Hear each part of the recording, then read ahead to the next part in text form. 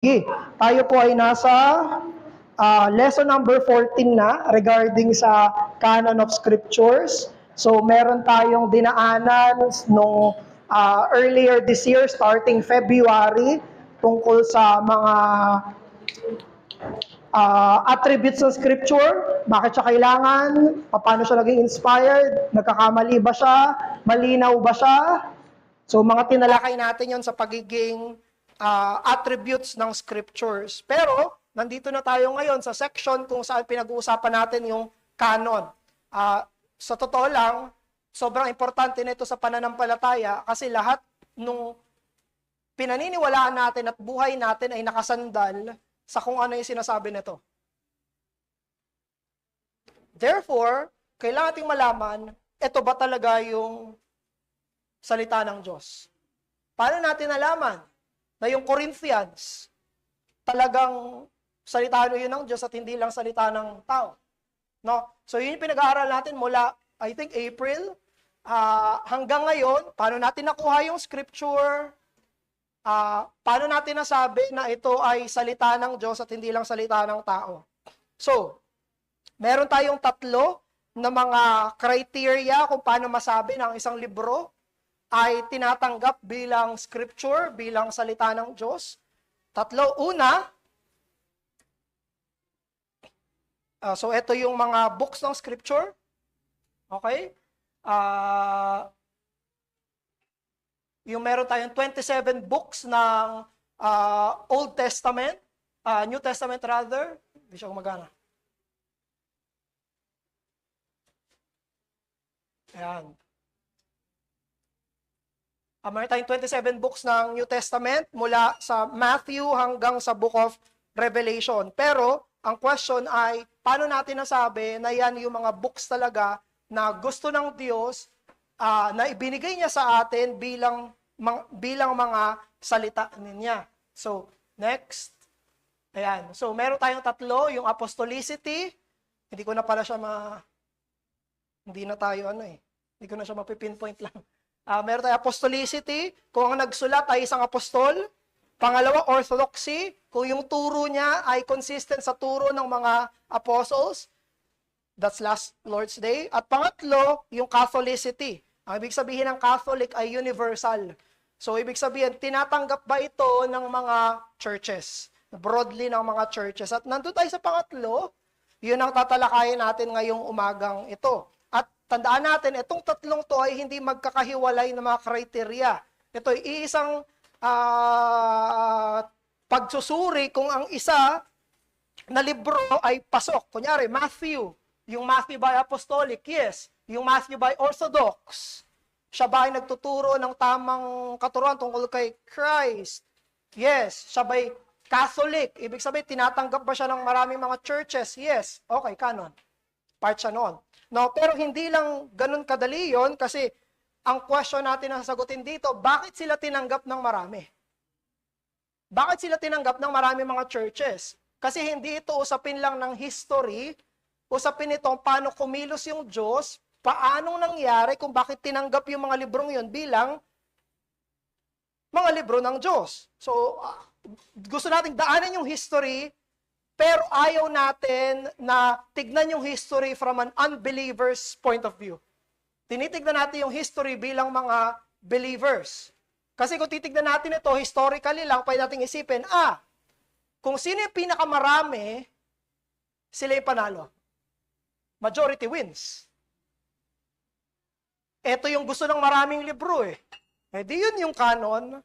So, ayaw nating tignan yon in that vantage point. No? So, titignan natin ito from a believer's point of view. So, ano yung mga foundation? Si Christ, nag-authorize siya ng mga representatives niya, yun yung mga apostles, para magsalita para sa kanya.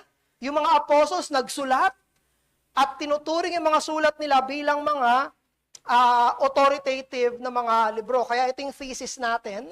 The church did not create the New Testament canon. Rather, God gave the books through the apostles and the church by the Holy Spirit recognize and receive them over time. So ito yung main thesis natin. Hindi church yung gumawa ng canon, gumawa ng New Testament. Tayo, ay tagatanggap ng mga binigay ng Diyos at tinanggap ito over time. So, 1st to 2nd century, ayan pala yung thesis natin. 1st to 2nd century, pagkasulat na pagkasulat ng mga apostles ng mga libro, kunyari, Corinthians, sinulat ni Apostle Paul yon. Anong ginawa nila sa Corinthian letter? Ng mga taga-Corinthians? Anong ginawa nila?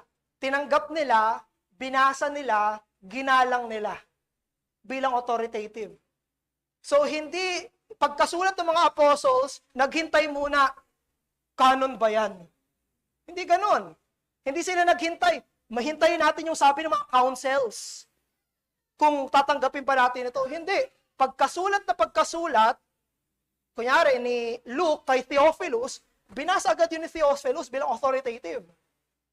Nung sumulat si Paul sa Ephesians, tinanggap nila, binasa nila sa church agad nila. At tinuring nila yon bilang authoritative. So, wag nating isipin na from blank to canon. Hindi. From written, received, tapos, later on, kailangang kilalanin dahil napakalawak ng expansion ng Christian faith. No? So, pagkatanggap nila, anong ginagawa ng mga churches? Binabasa nila sa churches. Sa 1 Thessalonians 5:22, yun yung sinabi, have this read, no? In your churches. Binibigay nila yun sa iba. Yung sa Colossians, ano yung nakalagay? Laodicean ba yun? No? Sabi ni Paul, ipabasa nyo ito sa ibang mga church. Ibig sabihin, pagkuha nila nung copy, kumukopya sila, binibigay nila sa ibang church, authoritative din yun. No? Ginagamit nila yung sulat ng mga apostles bilang panggagalingan ng turo at ng exhortation. At ganun din, pagkasulat ng apostle, yung ibang mga apostle, tinuturing yun na scripture. Si Apostle Peter, tinuturing niya yung sulat ni Paul bilang scripture. Si Apostle Paul, tinuturing niya yung sulat ni Luke bilang scripture. So, hindi ito bago. Hindi ito later lang na pagdesisyonan. Pagkasulat na pagkasulat, pagkatanggap na pagkatanggap, tinuring na nila yon bilang may otoridad. Yung mga letters na yon. Sa Corinthians nga, sabi ni Apostle Paul, di ba? Sabi niya, kung sino man ang hindi tumatanggap nito, kahit sinasabi niya, prophet siya. Huwag niyong tatanggapin yung taong yan. Sabi ni Apostle Paul sa Corinthians, kahit sabihin niya prophet siya, if he does not receive this letter, what I wrote to you, he is not recognized. So, ibig sabihin, pagkasulat na pagkasulat, authoritative agad yung mga iyon. So, pag sinabi natin na canon, kailangan maintindihan natin ito bilang isang process ng recognition.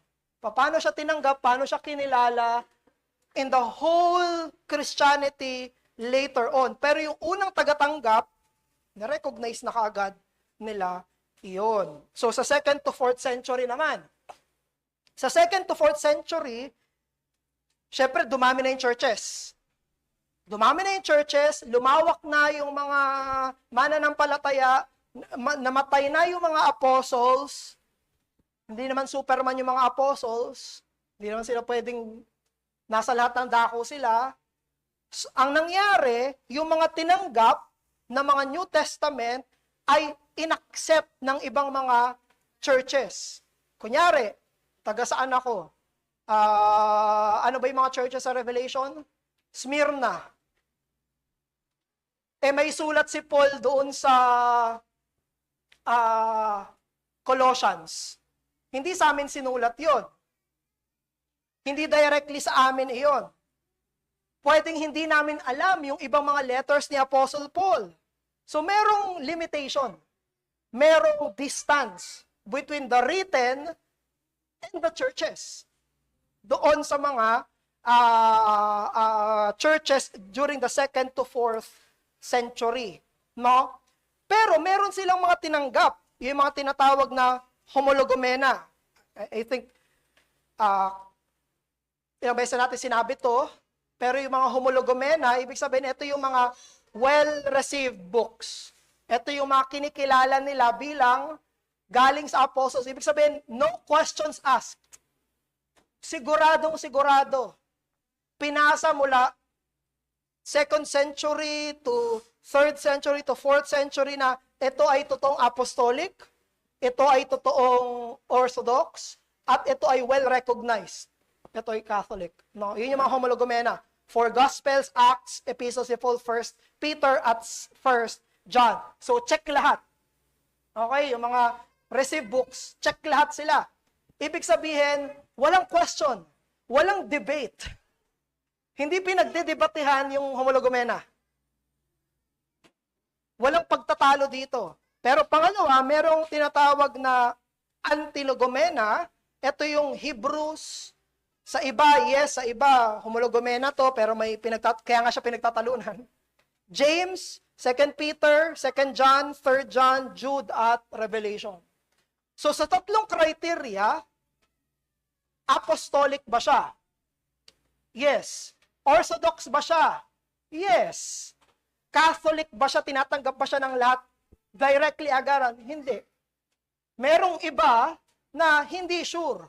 Bakit? Kasi wala silang kopya eh. Isipin nyo yung mga books na yan, katulad ng 2 John, 3 John, 2 Peter, James. Ang ikli ng mga books na yun eh. No? Hindi yun yung mga books na nare-receive agad ng ibang mga churches, katulad ng mga Gospel Acts, ibang epistles, 1 John, 2 John. 1 Peter at 1 John. Pero, later on, tinanggap sila. Hindi sinasabi na yung mga antilogomena ay heresy. Hindi rin sinasabi na hindi ito apostolic. Ang sinasabi lang ay, hindi namin sure. Pwede, pero hindi namin sure. Pangatlo, hindi lahat ng nireceive ay canonical. Hindi lahat ng may copy tayo lahat ng book na yon, yun ay tatanggapin na natin bilang scripture. No? Isipin nyo na lang sa past years, sobrang daming tao nang merong Pilgrim's Progress. Pilgrim's Progress. Dahil ba well-received, alam nyo kahit hindi nga protestante, gusto nila yung Pilgrim's Progress eh. Pero ituturing ba natin na canonical dahil meron lahat? Hindi. Mga libro na siya, Chronicles of Narnia. Di ba? May element ng Christian faith yun. Meron lahat. Tuturing ba natin canonical? Hindi. So, hindi lahat ng received or recognized kaagad ng marami ay canon agad. Merong dalawa, yung mga Notha or yung mga spurious books. Ito naman yung mga orthodox sila, well-received sila, pero hindi sila sinulat ng apostles. Example, Didache, 1 Clement, Shepherd of Hermas. Merong mga sulat sa early church na hindi naman apostle yung sumulat, tapos gustong-gusto ng mga Christians. Gustong-gusto siya basahin. Kaya in example ni John Mead, nung isang Old Testament scholar, na example, Pilgrim's Progress. Di ba ang sarap basahin? Di ba ang daling, di ba nakaka-edify basahin? Pero hindi apostle si John Bunyan. Therefore, hindi siya pwedeng maging 28th book ng New Testament. Hindi siya pwedeng maging authoritative. Hindi natin pwedeng sabihin, kapatid, ito paniwalaan mo kasi sabi sa Pilgrim's Progress eh. Hindi ganon. Hindi natin pwedeng ibahin yung conscience ng iba based sa hindi apostolic. No? Based dapat ito sa apostolic. Pero pang-apat, na klase ng libro ay yung mga heretical na mga libro. Di ba, tinignan na natin yung Gospel of Thomas, Gospel of Peter, yung mga nakakakilabot na mga pinagsasasabi. No? So yung mga yon, isipin nyo, may mga tumatanggap dun. Kaya nga siya naging kaya nga siya itinuring na heresy. Ibig sabihin, narinig, tinanggap, tapos tinanggi. Kasi hindi na pwedeng sabing heretical kung hindi nila nabasa. Hindi mo pwedeng sabihin mali yan nang hindi nila sinuri. Ibig sabihin, may nag-promote. May nagsabi, dapat to sa church. Yung Gospel of Thomas, dapat to sa church, yung Gospel ni Peter. Pero hindi siya apostolic, hindi siya orthodox, pero may mga tumatanggap sa kanya. Now, bakit may mga tumatanggap sa kanila? Pag-isipan niyo yun. Bakit may tumatanggap sa Gospel of Thomas? Bakit may tumatanggap sa Gospel of Peter? Okay. So, I leave that question to you. Sana masagot niyo mamaya. 4th century. Pagkatapos na ng mga usapin na ito, yung mga Christians sa mga churches, they began producing formal canon list na nagre-reflect doon sa nireceive nila at ginagamit ng mga churches. So basically, pag tinignan natin yung reception ng canon, ganito yung flow niya sa history. Una, Diyos, pinasulat niya sa apostles, Matthew, Mark, Luke, John, Corinthians, Romans, Acts. Pagkatapos, yung books na yun ay tinanggap, tinuring na scriptures. Pagkatapos, yung church, nag-agree sila na ito ang mga libro talaga ng mga apostol na bigay ng Diyos. Pang-apat, finormalize. Sinabi sa, kunyari, Athanasius, nakita natin sa Moratorian fragment, yung mga listahan nila, finormalize na, okay, ito ang ating canon. Ito ang ating canon. Sabi ni Michael Kruger. Basahin ko na lang dito. Sabi ni Michael Kruger, the fact that these 3 dates are linked in such a natural chronological order reminds us that the story of the canon is indeed a process. And therefore, it should not be artificially restricted to one moment in time. Huwag nating isipin, sabi ni Kruger na, may isang panahon, bigyan mo ko ng date kung kailan naging canon yung canon. Hindi ganon. Hindi ganon yung nangyari. Put it differently, the story of the canon is less like a dot. It's more like a line.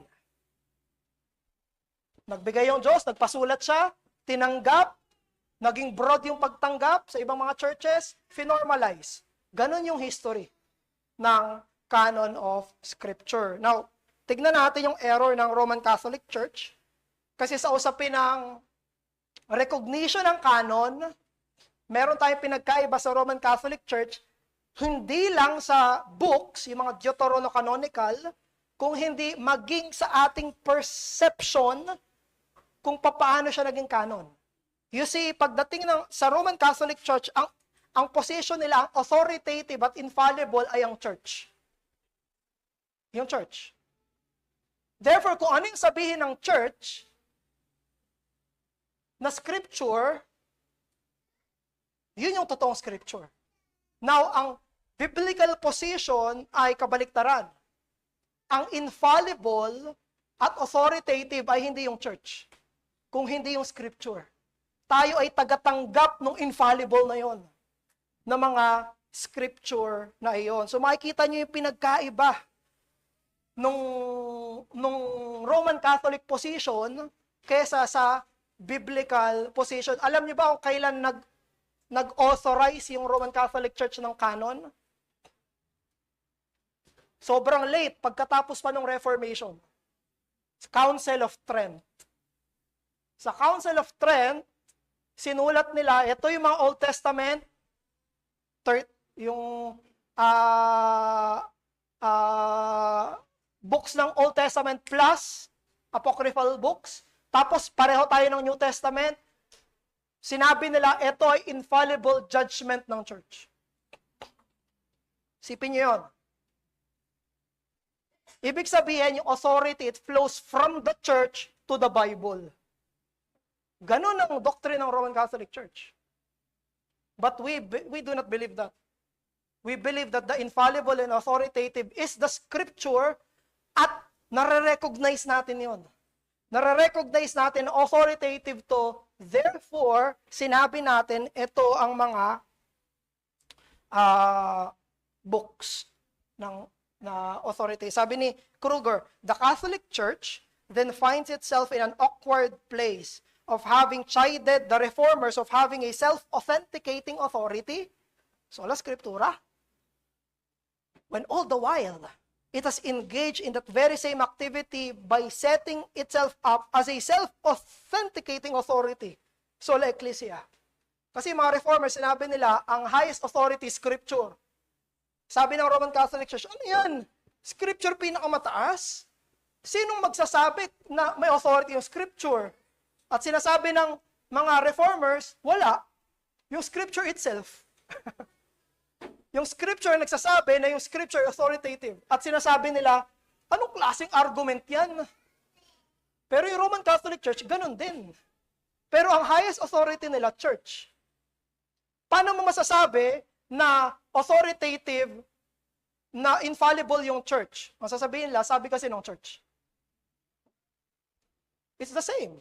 Kaya sinabi ni Kruger na they find themselves in an awkward place. On the Catholic model, the Scripture's own claim should not be received on their own authority. But apparently, the Church's own claim, Roman Catholic Church, should be received on their own authority. The Roman Catholic Church, functionally speaking, is committed to sola ecclesia. Yun yung hindi sila sola scriptura. Sola ecclesia sila. And we don't believe that. We believe in sola scriptura. Mas mataas to sa church. Ito ang nagtatama sa church. Kung merong authority yung church kasi sabi nito. Pero sa Roman Catholic Church, baliktad. Kaya to authoritative dahil sa kanila. Ang infallible sa kanila ay ang church. And sabi ni J.A. Packer, in disagreement, sabi niya, the church no more gave us the New Testament canon than Isaac Newton gave us the force of gravity. God gave us gravity. Newton did not create gravity, but recognize it. Naobserbahan, totoo yun, therefore na-discover niya yun. Ganon din yung church.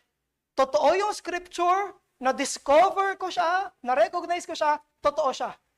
Hindi ginawa ng mga churches yung Bible. It's that ang Bible ang gumawa ng mga church. Ang Bible ang gumawa ng mga church. Bakit nagka-church?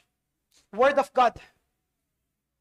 Nangaral ng Word of God, nagka-Kristiyano, nagkaroon ng churches. Yung church ang hindi gumawa sa scripture, scripture ang gumawa ng church. Bakit nagka-church tayo dito? Bakit? Kasi may scripture. Ito yung tama. Ito yung totoong gospel. Mag-covenant tayo. Maging church tayo. Scripture ang gumawa ng IRBC.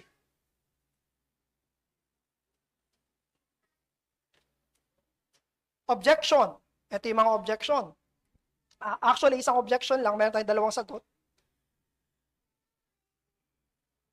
Kung ito talaga yung libro mula sa Diyos, bakit ang tagal na ma-recognize sila?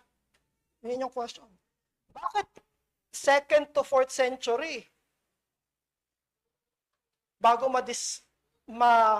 fully recognize? Bakit ang tagal? Bakit daang taon bago siya ma-recognize?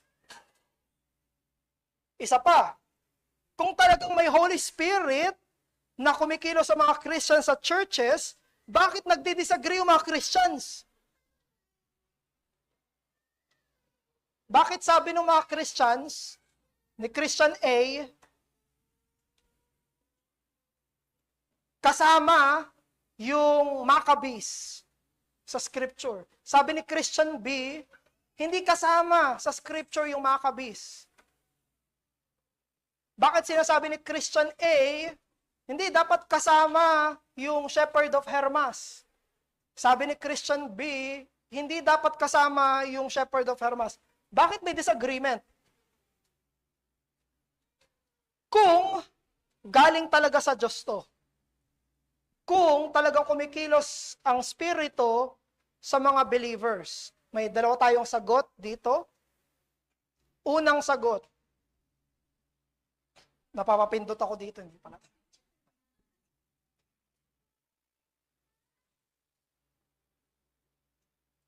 Unang answer, dalawa yung answer natin yan. Una, hindi ibig sabihin na may disagreement ay ibig sabihin, hindi na totoo yung canon of Scripture.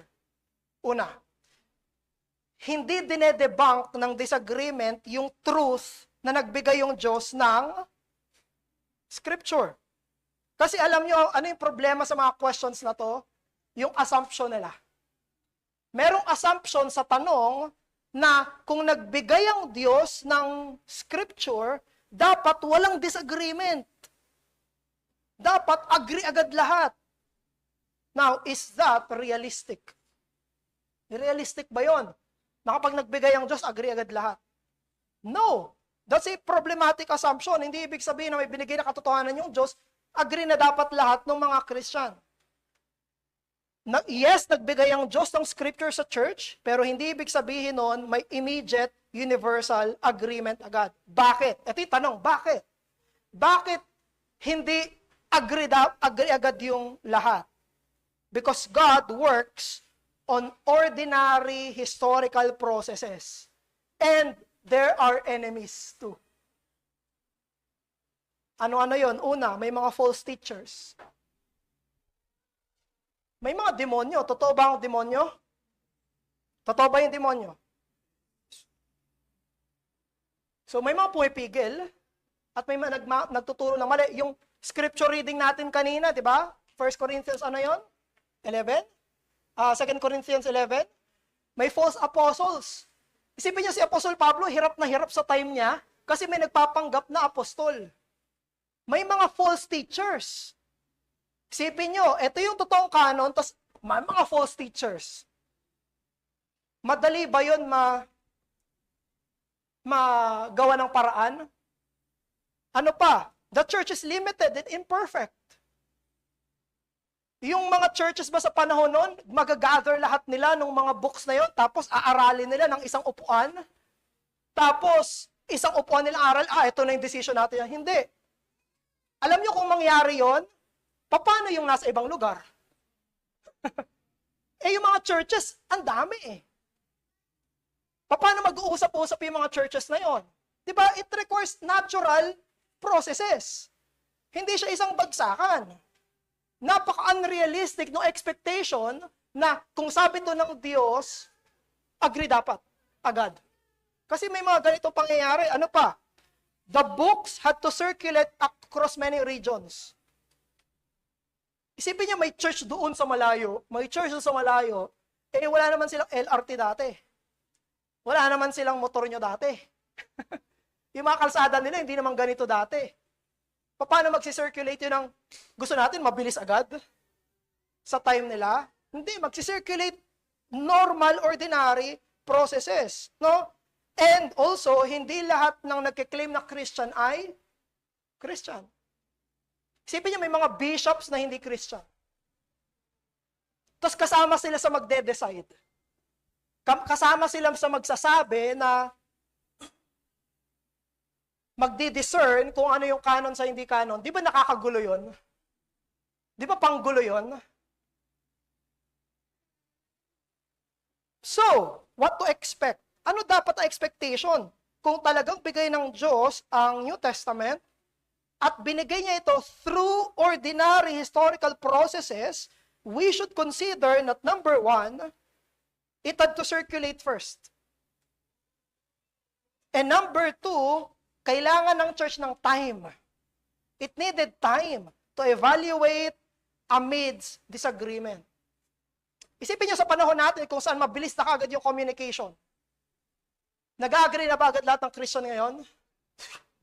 Hindi. Gaano kabilis yung communication natin ngayon, hindi pa rin mag-agree. Isipin niyo sa kanila, paano naman sila? Ngayon sa atin, mabilis yung communication, mabilis yung transportation, pero may demonyo pa rin. May false teachers pa rin. May false professors pa rin. May limitation, kahit gaano kabilis, may limit yan. At merong imperfection iyan. So yun yung unang answer natin. Hindi dahil bigay ito ng Diyos at totoong canon to ng Diyos, dapat agree agad sila lahat sa canon. Pangalawa, exaggerated yung claim. Pangalawa, exaggerated yung claim ng mga critic na ang claim kasi nila parang kung sino yung nanalo, sila yung mamimili ng libro. No? Parang paramihan lang ito. No? At sa claim ng mga critics, para itong Royal Rumble. Kung sino yung makapangyarihan, yung book na gusto niya, yun yung matatanggap. At yun yung magiging canon. But you see, that's not true. Hindi totoo yun. Dahil sa middle ng 2nd century, 22 of the 27 books were already recognized. Kasi ang pinapakita ngayon ng mga critics na sobrang gulo sa early church, na hindi mo alam kung ano talaga yung canon. Hindi totoo yun. Meron na silang 22 na alam nila at sure sila. Anong tawag doon? Homologomena. Meron na silang sure. Hindi totoo na nagkakagulo sila. Meron silang sure, tapos meron lang na pinag-uusapan. Ilan yung pinag-uusapan? Sobrang dami ba? Ayun lang oh. James, 2 Peter, 2 John, 3 John, Jude. So yung claim nila na ang gulo-gulo sa early church, hindi sila nag-a-agree, napakaraming disagreement, false. Sipin nyo, napakarami, agree na sila lahat dyan. Tapos, 1, 2, 3, 4, 5, 5 na lang yung pinagtatalunan. Tapos ang pagtatalo pa nila, hindi kung heresy o hindi. Ang pinagtatalunan nila, totoo bang galing sa apostles?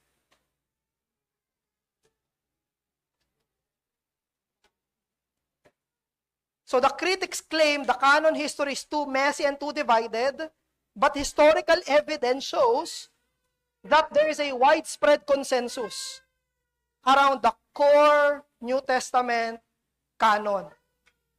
Isipin niyo, pagkasulat pa nga lang, canon na yun eh. Tapos tinanggap ito ng marami. And lastly, last part na,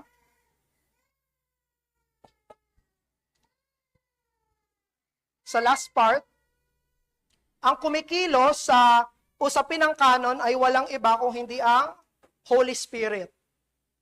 Bakit ito kinilala ng mga Christians? Dahil narinig nila yung voice ni Christ sa 27 books. Dahil meron silang banal na spirito. Ano ba yung work ng Holy Spirit? Dalhin tayo kay Christ. At yung work ng Holy Spirit na yun ay dinadala tayo sa words ni Christ sa New Testament. Sa 1 Thessalonians 2:13, bakit yung Thessalonians tinanggap nila yung words ng apostles not as words of men? Dahil sa Holy Spirit. Yung Holy Spirit ang sumulat ng Bible at yung Holy Spirit ang nagdadala sa atin sa Bible para marinig natin si Christ. Is the Holy Spirit's indwelling and illumination para makita natin na ito talaga ay sulat ng Diyos. Alalahanin natin sa Corinthians, sinabi na the spiritual things are spiritually discerned. Bakit hindi tinatanggap ng mga tao yung mga bagay na patungkol sa Diyos? Dahil sa kasalanan. Dahil sa pagiging unspiritual. Pero dahil sa Holy Spirit, nakikita natin, ito talaga yung salita ng Panginoon. Ito yung sabi ni Kruger. Lastly, sabi niya, because of the noetic effects of sin, the natural man cannot reliably recognize these attributes of canonicity. Thus, we need the internal testimony of the Holy Spirit. The internal testimony is not a private revelation that tells us which books belong to the canon, but it is the Spirit opening our eyes to the truth of these attributes and producing belief that these books are from God. Ang banal na Espiritu nagbubukas sa mga mata natin. Kung bulag tayo, hindi natin masasabi na kulay pula o kulay berde ito. Bulag tayo eh. Sabihin natin, hindi ko alam. O kaya, hindi yan pula, hindi yan berde. Pero nung binuksan yung mata ko, nakakita na ng isang tao, makikita niya, yes, pula ito at berde. Hindi nagbago yung tinitignan. Ang nagbago ay yung tumitingin. Yung banal na Espiritu ang kumikilos sa mananampalataya, binago yung tumitingin at sinabi nung tumitingin, Word of God. Totoo ito. Salita talaga ito ng Diyos. Pero yung salita ng Diyos hindi nagbago. Mula pagkasulat, salita na siya ng Diyos. No? And that is also in our confession. So hindi ko na babasahin. yung confession, pero yan yung sinasabi ng confession natin, na anuman yung ko-convince sa'yo na Word of God ito, anuman, history, evidence, beauty ng pagkakasulat, dahil sabi ng church, ang pinaka-final say kung bakit mo iniisip na Word of God ito ay dahil din dito.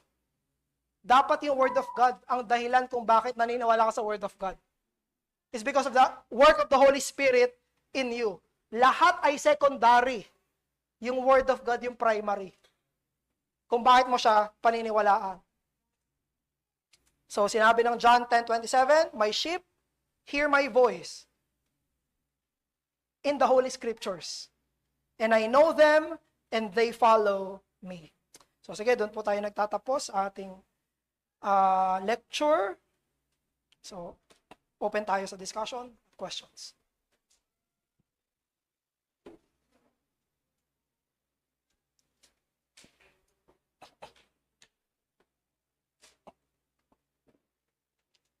Sige po, any question?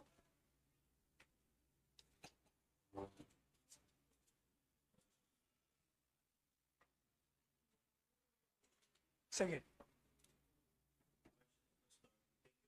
Wala ba yung mic? Sige.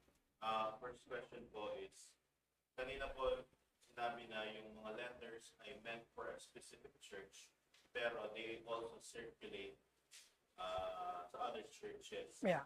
And there are letters na hindi na-receive ng ibang church kasi intended lang yun for a certain church. Yung question ko, if it's, since the claim is circulation ng mga letters, for example, yung Corinthians or yung letters sa Colossians, did the Ephesian church also receive that kasi nag-circulate yun? Or meron lang silang certain locality kung saan umikot yung letter na na-receive nung Corinthian or Colossians for that matter? Sige, thank you doon, bro. So, doon muna tayo sa alam natin. Ang alam natin, yung nakasulat, naka-indicate, Colossians 4:16. Sabi sa Colossians 4:16, sulat ni Paul sa Colossian church. Sabi niya, "And when this letter have been read among you," pag nabasa na ito sa Colossians, "have it also read in the church of Laodiceans. And see that you also read the letter from Laodicea." So, utos mismo ng apostol. Sabi niya, Colossian church, yung letter ko sa inyo, ipabasa nyo sa Laodicea. Tapos, pagpunta nyo doon, hingin nyo rin yung letter ko sa Laodicea. Tapos, basahin nyo rin sa inyo. So, doon muna tayo sa alam natin. Alam natin na may utos yung apostle na pag-circulation ng letters. Dito sa example. Pero,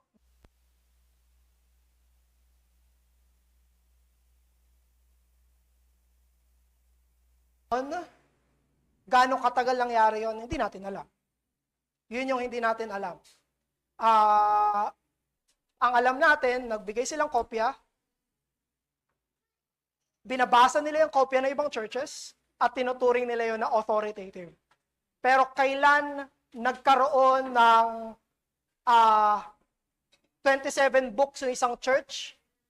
Sa early, I don't think meron silang 27 books. Later pa, nagkaroon ng recognition doon sa yung 27 books na yon. Pero definitely, dahil merong homologomena, yung mga yon, sure na meron sila, na-receive nila, pero hindi pa complete as in 27. Follow up muna doon. So, in relation to that, kasi ang claim natin sa Sola Scriptura, Yung, Sola Scriptura ay we have closed canon. Albeit siya ay validly received, sabi kanina. yes.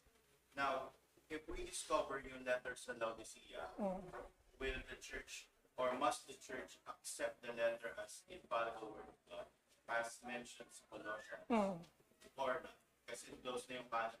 So how do we deal with that kind of question? Yeah. Natanong na yan dati, at palaging tatanong yan pagdating sa canon, at ang final answer ay either yes or no. Pero ang mag-yes ka, depende sa conviction mo doon sa tatlong criteria na sinabi natin. Saan na ba yung tatlong criteria natin?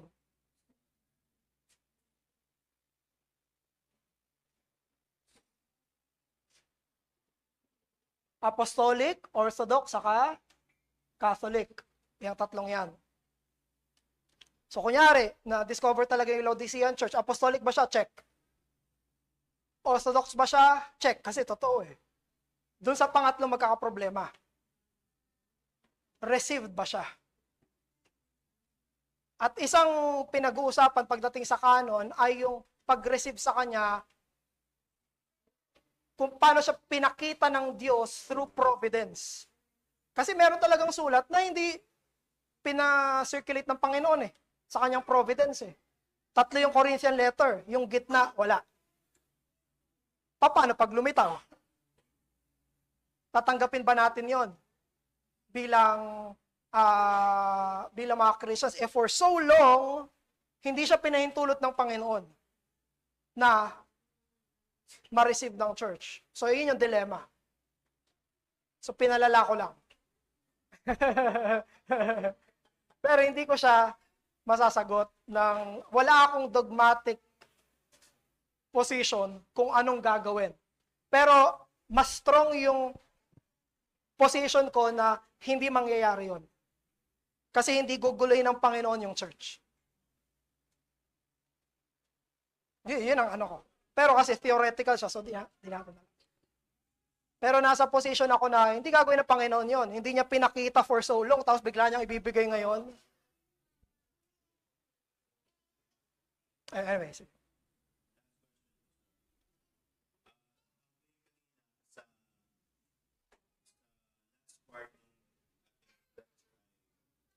The ultimate standard why you must believe the canon is because of the Bible. Yeah. So, sabi kasi Infallible. My seat here, my voice. So, ang question ko doon is, ito yung common na question ng mga hindi nananampalataya. Una, hindi ba yun begging the question? So, fallacy siya, logical fallacy na, porque sinabi ng Bible na word of God siya, papaniwalaan ko na. Yun, how do we answer that? On the same note, circular, should we admit na circular yun? Oh. Na, kasi sinabi, tatanggapin ko. Yeah. Pag tayong lahat, mga Christians, pag tinanong ka, ba't ka naniniwala na Bible yung Bible? Pag tinanong ka, ba't ka naniniwala na Scripture yung Matthew? Pwede kang may sabihing sagot ng mga secondary reasons. Pwede mo sabihin, kasi nung binasa ko to, na-edify ako. Pinuri ko talaga yung Panginoon. Nakita ko si Christ dito. Pwede mo, pero ano yung argument mo doon? Experience. O kaya nung pwede mo sabihin, din naniniwala ko na itong Book of Matthew ay talagang scripture kasi for so long, ito na talaga yung pinaniwalaan namin. Nung wala pa ako dito, pinaniwalaan na to ng church. Homologumen na to, pinag-aralan namin sa Bible class. Ano, pwede mo sabihin. No? Well received to. Pero alam mo, secondary rin yun. Kasi historical argument yun eh. Appeal to history, appeal to the authority of the church. Pero ang primary na reason kung ba't pinaniniwalaan mo dapat yung Bible ay dahil sa Bible. Kasi nakikita mo na siya mismo ay authoritative. It's higher than you. Nakikita mong tama siya, kaya magpapasa ko pa sa kanya dahil sinasabi niya, salita siya ng Diyos. Yun yung dapat na main reason natin. Kasi yung Holy Spirit, nagko-convince sa atin na authoritative to. Magbigay ako example. Darating din ako doon. Wait lang. may isang taga-probinsya siya, wala siyang media, wala siyang cellphone, wala siyang TV. Tapos, biglang paglakad niya, kinausap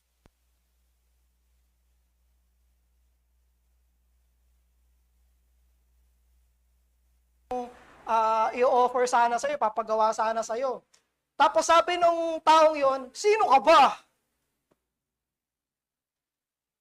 Tapos may nagsabi sa kanya, uy, hindi mo ba alam? Presidente yan ng Pilipinas. Ibig sabihin, ignorant siya doon sa truth, sa reality na nandoon na mismo. Kailangan patunayan na siya ay presidente.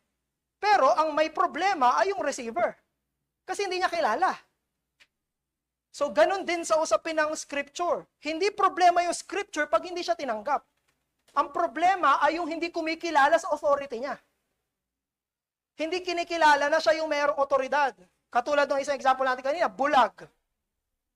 Kunyari, bulag ako. Ikaw, nakakakita ka. Sabi mo sa akin, green yan. Sabi ko, paano ko ito papaniwalaan? Paano ko ito papaniwalaan na green yan? Tapos sabi mo sa akin, green yan eh. Tapos sabi ko, circular ka. Sige nga, patunayan mo sa akin green yan nang wag mo tignan. Ganon yung ginagawa ng unbelievers. Nakapikit sila. Bulag sila. Tapos sasabihin nila, patunayan mo sa akin nang hindi mo ginagamit yung Bible na ang Bible ay Bible. We don't believe. Hindi natin papaniwalaan yung bulag. Papaniwalaan natin yung nakikita natin. Pwede yung pasabihin sa akin kung bakit green to? Pwede ba, sinong mag-argue? Ay, sorry ate. Sinong mag-argue na, bakit green yan? Alam niyo, sasabihin natin, hindi ba nakita? Basta green. Basta green yan. Ganun yung scripture. Basta scripture yan. Yan ay, paano papatunayan? Yung pinaka-basic na. Papatunayan yung pinaka-authoritative na.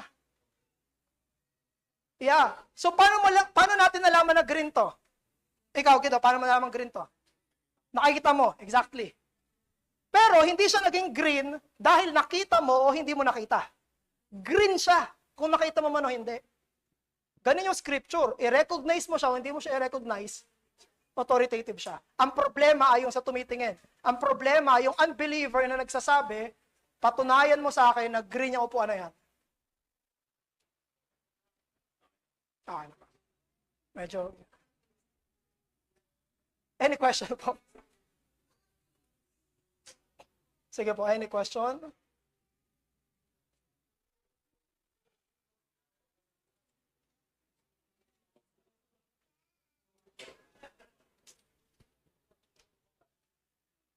Si Deacon Marlon.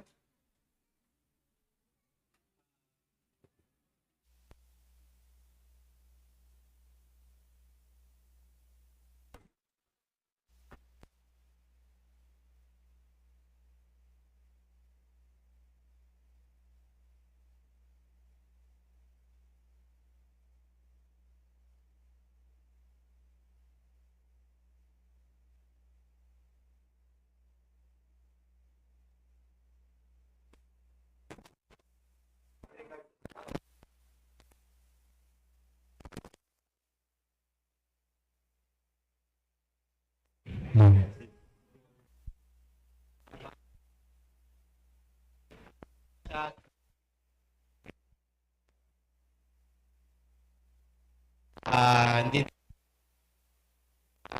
o hindi talaga nila terus kumanba.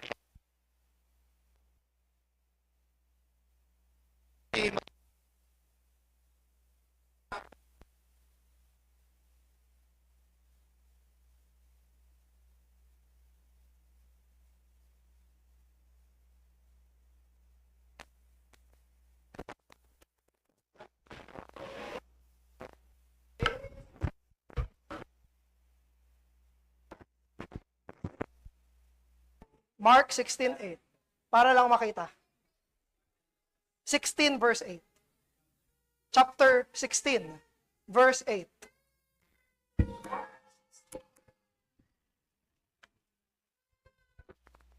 Hello.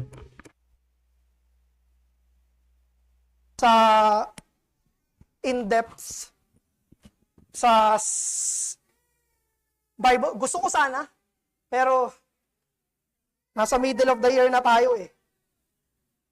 Pero mag-aaral tayo sa history ng translation. Tignan, anong nakalagay sa Mark 16:8? Sa dulo. Meron ba sa inyo naka-bracket? May naka-bracket, yes. Ito yung sinabi sa naka-bracket. Some of the earliest manuscripts do not include 16 verse 9 to 20. Kaya yung verse 9 naka-bracket, yung verse 20 sa dulo naka-bracket. Yung binabanggit ni Deacon Marlon ay yung debate tungkol sa short reading ng Mark, ending, or yung long ending ng Mark. So, ang pinagtatalunan dito, mga kapatid, ay totoo bang sinulat ni Mark yung verse 9 to 20? Yung Mark 1:1 hanggang Mark 16, verse 8, sure.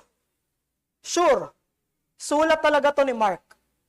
Now, pagdating sa verse 9 hanggang verse 20, dito natin masasabi na question mark.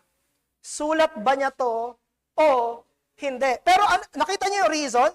Sinabi na nung nagtatranslate, bakit daw? Some of the earliest manuscripts, yung mga pinaka-unang copies, hanggang verse 8 lang. Hanggang verse 8 lang sila. Pag pinindot nyo yan, nakalagay doon. No? Na hanggang verse 8 lang yung iba. So, usapin ito ng variants. Usapin ito ng pag-aaralan natin later on na paano malalaman kung ito ba ay in accordance sa original na writing. Pero, sasagutin ko rin siya kung paano natin sinagot yung objection kanina. Meron bang disagreement? Yes. Bakit may disagreement? Kasi limited ang church? Pwedeng may mga false teachers? Merong mga hindi totoong Christians?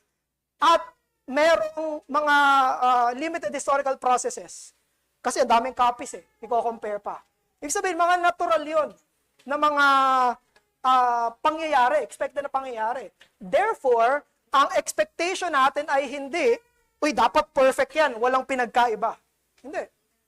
Kasi kung talagang ginamit ng Panginoon yung natural historical processes, we expect na may ganitong pangyayari at pwede nating i-search kung talagang ito ay ayon sa original. Kaya may dalawang position. Either maniniwala ka na hanggang verse 8 lang talaga siya, o maniniwala ka na hanggang verse 20 siya. So, yun yung kailangan mong i-argue at ma-convince ka sa sarili mong conscience kung talagang hanggang doon na yun. So, part yan ang pag-aaralan natin sa philosophy of translation later on. Kasi alam nyo, yung mga nagtatranslate po ng Bible, may kanya-kanyang position yan. Hindi sila nagtatranslate ng wala lang. Kunyari, may isang Chinese dito, tapos si Ryan, marunong siya mag-Chinese, tinranslate niya, tapos si Ate Lisel, marunong siya mag-Chinese, tinranslate niya. Alam mo yung translation nila pareho? May pinagkaiba.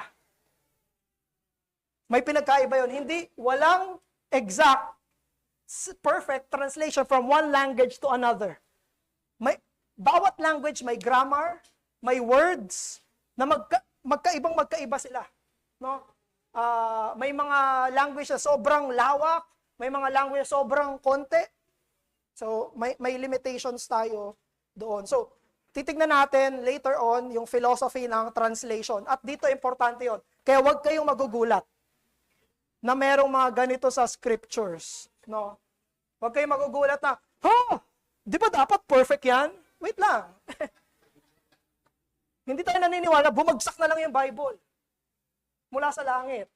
I-expect natin, yes, may ganyan. Sige, baka may follow-up.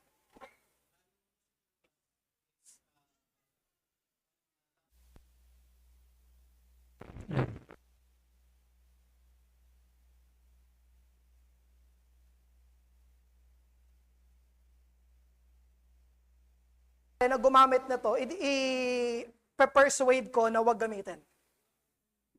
Lalo na kung hindi pa napag-aralan. Pero kung merong pastor na convince talaga na, hindi, alam ko, verse 9 to 20 ay, pwede niya i-preach yun. Pananagutan niya sa Panginoon yun.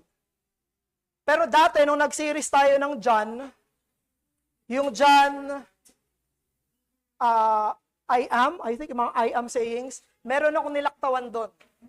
Yung sa woman caught in adultery. Kasi ganun din siya. Kasi ang position ko, wala talaga yun sa scripture. Hindi talaga sulat, nakalagay yun doon. Pag check nyo doon sa Book of John. Pero again, wag mawawala yung kumpiyansa natin sa scripture dahil sa iilan.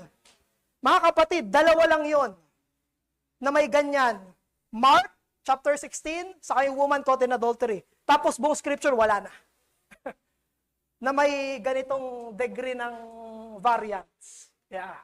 So, dalawa lang yon. Others, wala na. Woman caught in adultery, short or long ending ng Mark. Pero kung ipipreach ko ba yun? Hindi.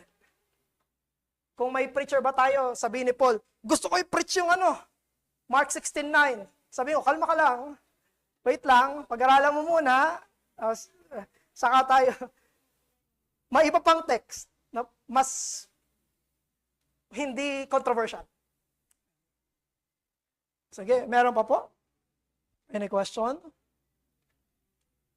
So, next Lord's Day, tayo ay magki-quiz sa usapin ng canon.